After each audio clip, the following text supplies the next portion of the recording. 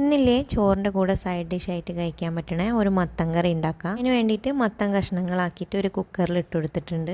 അതിലേക്ക് 1/2 ടീസ്പൂണ് മഞ്ഞൾപ്പൊടിയും 1/2 കപ്പ് വെള്ളവും ആവശ്യത്തിന് ഉപ്പും ചേർത്തിട്ട് 2 വിസിൽ വരുന്നവരെ വേവിച്ചെടുക്കണം.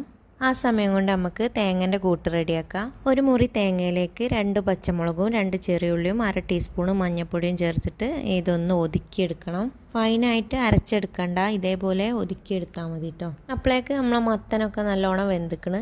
നമുക്ക് ഒരു കയ്യിൽ വെച്ചിട്ട് ഇതേപോലെ നല്ലപോലെ ഒന്ന് ഉടച്ചെടുക്കണം. ഇങ്ങനെ ചെയ്യുമ്പോൾ വെജിറ്റബിൾസ് ഒന്നും കഴിക്കാത്ത കുട്ടികളും കഴിച്ചോളൂ കേട്ടോ. കഷ്ണങ്ങൾ എടുത്ത് കഴിക്കേണ്ട ആവശ്യമില്ലല്ലോ. നമ്മൾ ഒതുക്കി വെച്ചിട്ടുള്ള തേങ്ങ ഇതിലേക്ക് ഇട്ട് കൊടുക്കാം. ഇത് നല്ലോണം ഇളക്കി മിക്സ് ചെയ്ത് കൊടുക്കുന്നുണ്ട്. ഞാൻ അതിലേക്ക് കുറച്ചും കൂടി ഉപ്പും അതേപോലെ മിക്സിൻ്റെ ജാറിൽ കുറച്ച് വെള്ളം ഒഴിച്ചിട്ട് അതും കൂടി ചേർത്ത് കൊടുത്തിക്കണ്. അത്യാവശ്യം കട്ടിയിലാണ് ഇരിക്കേണ്ടത്, അതുകൊണ്ട് ഒരുപാട് വെള്ളം ഒഴിക്കേണ്ട. നല്ലോണം ഇളക്കി മിക്സ് ചെയ്ത ശേഷം ഒന്ന് തിളപ്പിച്ചെടുക്കണം. എന്നിട്ട് തീ ഓഫ് ചെയ്യാം. ഒരു ചീനച്ചട്ടിയിൽ വെളിച്ചെണ്ണ ചൂടാക്കി കടുകും കറിവേപ്പിലയിട്ട് വറവിട്ട് കൊടുക്കാം. ഉണ്ടാക്കാൻ വളരെ സിമ്പിളാണ് കേട്ടോ. അതേപോലെ കഴിക്കാനും നല്ല ടേസ്റ്റാണ്. ഞാനിത് സൈഡ് ഡിഷ് ആയിട്ടാണ് ഉണ്ടാക്കിയത്, അതുകൊണ്ട് കട്ടിയിലാണ് കേട്ടോ ഉണ്ടാക്കിയത്. ഇനി ഒഴിച്ച് കറി വേണമെന്നുണ്ടെങ്കിൽ നമുക്ക് തേങ്ങ ഫൈനായിട്ട് അരച്ചെടുക്കുകയും ചെയ്യാം. അതേപോലെ കുറച്ചും കൂടി വെള്ളം ഒഴിച്ച് ലൂസാക്കിയിട്ട് കൊടുക്കുകയും ചെയ്യാം.